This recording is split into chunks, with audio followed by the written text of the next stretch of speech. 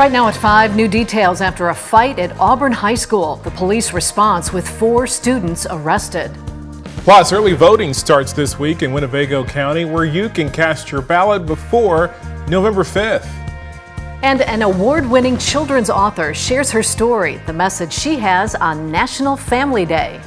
Live from WTVO 17, this is Eyewitness News at 5. Good evening, I'm Mimi Murphy. And I'm Wendell Edwards. We thank you for being here. Tonight, Rockford police announced new arrest after a lockdown at Auburn High School. Last Friday, a large fight broke out in the school just before noon. That prompted a police response and put the school under a lockdown. Shortly after, a second fight occurred. 4 teenage males were taken into custody before being released to their parents. One of those teens is charged with aggravated battery to a police officer. All 4 are charged with resisting arrest. In a statement, Auburn High School confirmed the building remained secure during the lockdown and that no weapons were involved in the fight. Additional emotional support staff and therapy dogs will be on campus this week to support students. A missing teenager is no longer missing tonight. The Boone County Sheriff's Office announcing Eleanor Brown has been found and she's now back home. The 17-year-old was reported missing Friday after disappearing Tuesday. Police announced she was found yesterday afternoon. Again, she is safe and home. Freeport residents may need to find new routes with 2 days of road closures in the city. The city is replacing water main valves this week, which would shut off water for nearby residents and businesses. Today, the intersections of State Avenue and Stevenson Street and State and Main are both closed. Tomorrow, both Exchange Street and Spring Street will be closed at their intersections with State Avenue. That's due to crews replacing fire hydrants. Boil orders are in effect for people near those intersections. Those orders are expected to last up to 2 days. Crews will notify residents with updates. In Rockford, drivers may notice new changes at the Auburn and Main roundabout. Today, crews removed the traffic control barriers at the intersection when the roads go from 2 lanes down to 1. The roundabout will still operate with only 1 lane. The city says the changes will allow emergency vehicles to get through when traffic is backed up. During the 3 months since the change to 1 lane, accidents have gone down 50% with no injuries. The city will continue to monitor the intersection for accidents and traffic congestion. Changes are coming to DMVs across Illinois. Today, new hours are in effect. The Department of Motor Vehicle will now be open a half hour earlier from 7:30 a.m. now to 5 p.m. on weekdays. Locations that offer weekend services will be open 7:30 a.m. to noon on Saturdays. The changes are due to higher demand in the mornings. Rockford gas prices have fallen over 8 cents over the last week. That's according to the latest report from Gas Buddy. The current price at the pump in Rockford is $3.22 a gallon. The national average rose just over a cent. Experts say that increase is due to oil prices jumping after the Fed cut interest rates last week. You can find a map of most stations in the area with their prices on our website, mystateline.com. We are just 43 days away until the November election, and in Winnebago County, early voting begins this week. If you live in Rockford, early voting will take place at the Rockford Board of Elections. If you live outside of the city, early voting is at the Winnebago County's Clerk's Office and the Harlem Alpine Shopping Center. They'll each be open on Thursdays. Both locations will be open from 9 to 5. But hours will change as we get closer to Election Day. You can find a full list of those hours on our website, mystateline.com. The FDA has approved the first flu vaccine that you can take at home without the need of a healthcare professional.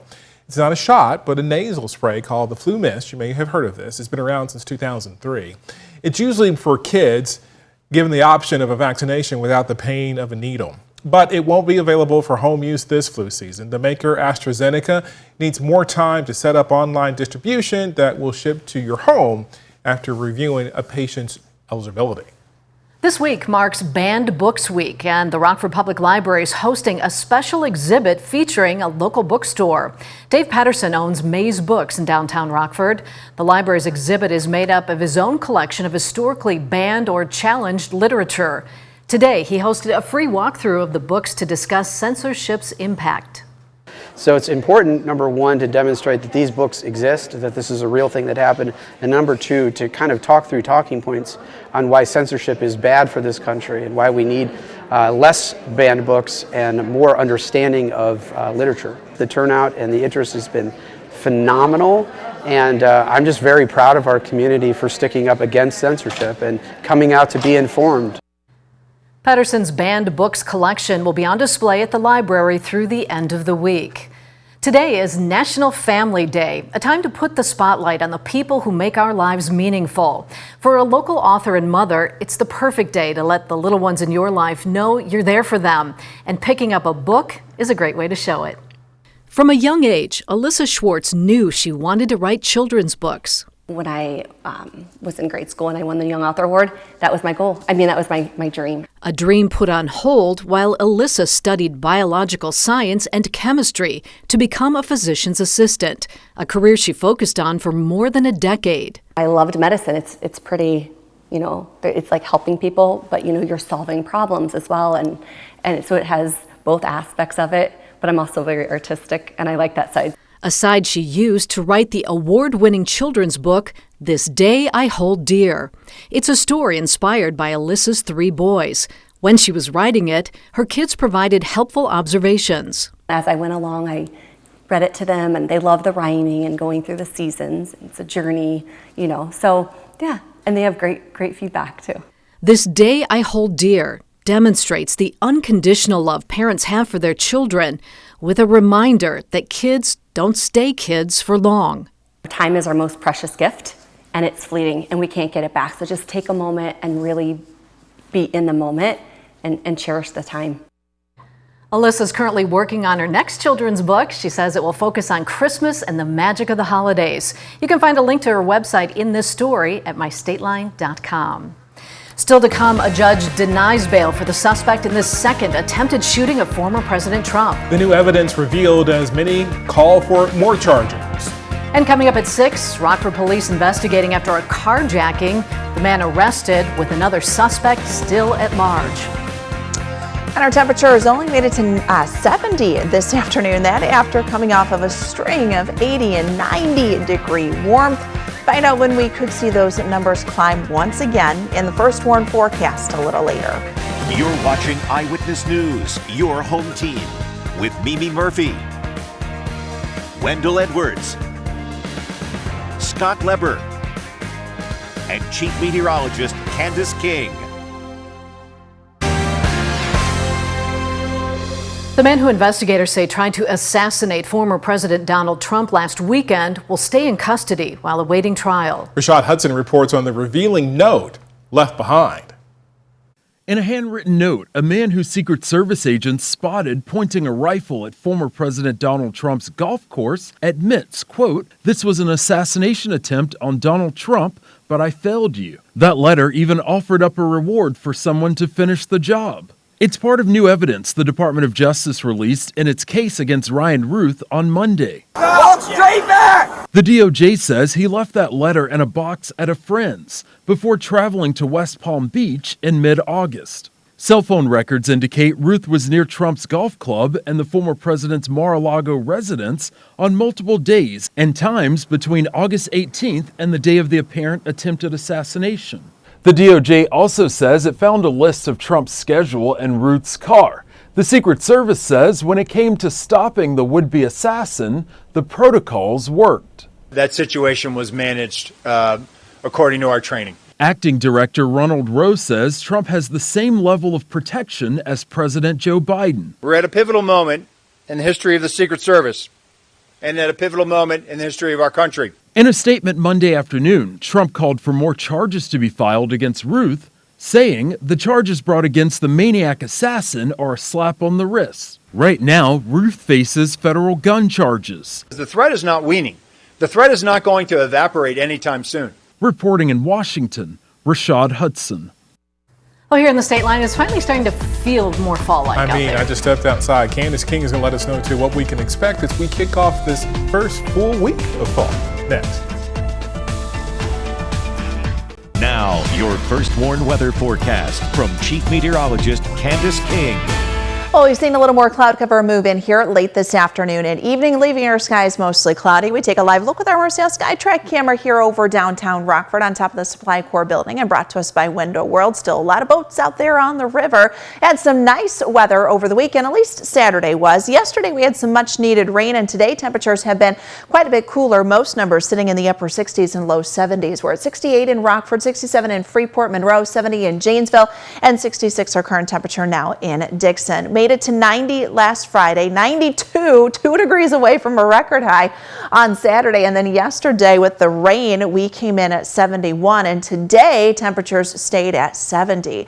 Now we are going to see those numbers climb just a bit. It is not going to be 80 or 90 degree warmth, but still climbing just a little bit above that average. So holding on to that trend, but numbers throughout the week most likely will stay in those 70s.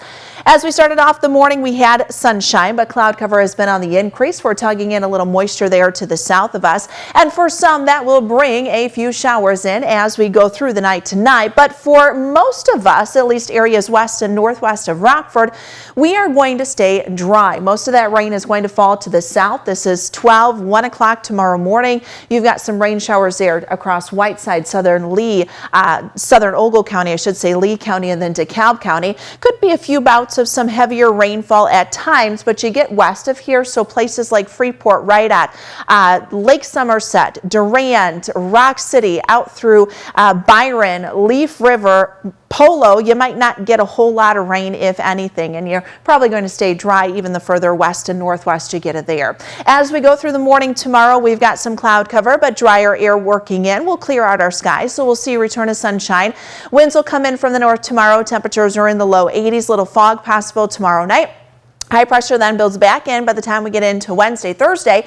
Those 2 days are going to be very nice. We'll see a little more cloud cover start to work in for the weekend. Friday should be dry. We'll maintain those drier conditions as we head through Friday night. But by the weekend, we could start to see a couple of showers move in.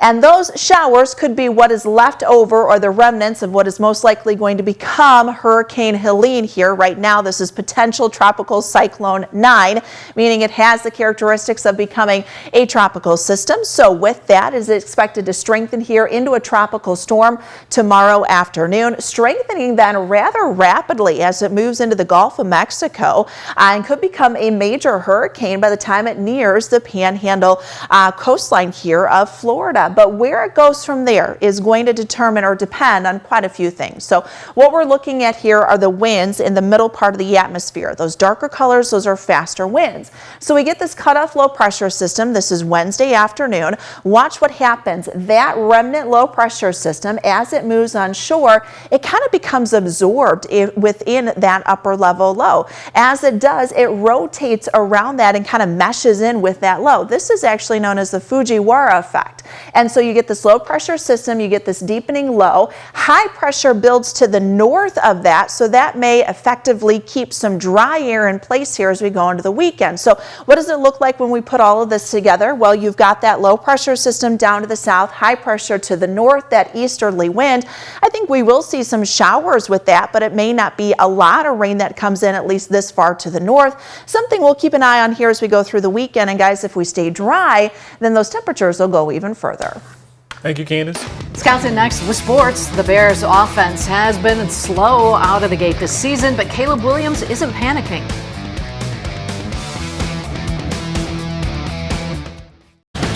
Now sports with sports director Scott Leber. There's nothing like back-to-back losses early in an NFL season to cause a little panic to creep in. The Bears were expecting more from themselves to start off this season. The defense has played at the level most people expected, but the offense has been a big disappointment. Caleb Williams did pass for 363 yards and 2 touchdowns yesterday against the Colts. That looks good on paper, but the Bears' inability to run the ball, 3 Williams turnovers, and some bad calls near the goal line vastly overshadowed those stats. Williams says the offense is closer to clicking than it looks. I think it is a lot closer than, it was the week before or weeks before. And I think us figuring that out is going to get this thing going. I think we're right there, but we're one small detail. A lot of these plays that, like I've said in many other interviews, that these small details always add up to be something bigger. The Packers are the reverse of the Bears. They've won 2 straight. Their defense has allowed only 24 points total the last 2 weeks. And Malik Willis has exceeded all expectations since taking over at quarterback. In fact, his passer rating of 122.7 ranks him 3rd in the league. Malik, I can't say enough about him, just the job that he's done to be able to lead our offense and be productive. And he made some big-time plays throughout the course of the game. Well, there's not one but 2 Monday night football games tonight. The Jaguars play the Bills at 6:30 on ESPN, and at 7 right here on WTVO, the Commanders take on the Bengals. Former LSU QBs Jaden Daniels and Joe Burrow going at it in that one. Well, the Blackhawks have begun their first full week of training camp. Connor Bedard lived up to expectations his rookie year last season when he won the Calder Cup as the NHL's top rookie. So what does he want to see happen this season? We want to be a lot better as a group, and for myself, I want to just take a next step in my game and just be kind of better every way I can. But obviously, the main thing is for us to take a step forward as a team. That's sports. We'll be right back.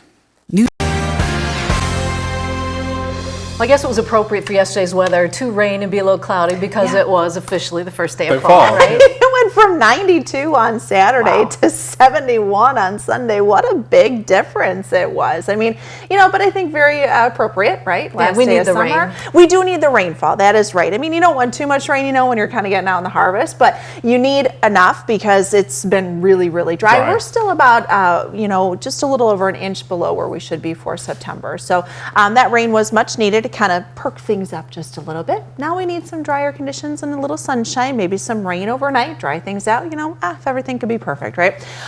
Things will stay dry here for some tonight. We've got a few showers that'll come in overnight down to 55, 71 tomorrow. We'll maintain the upper 70s. I think Wednesday, Thursday will be beautiful days with high pressure in control. And then we watch what will be the remnants of our next tropical system moving in over the weekend. Could see some showers with that. Thank you, Candace. And thanks for watching. We'll see you again at 6.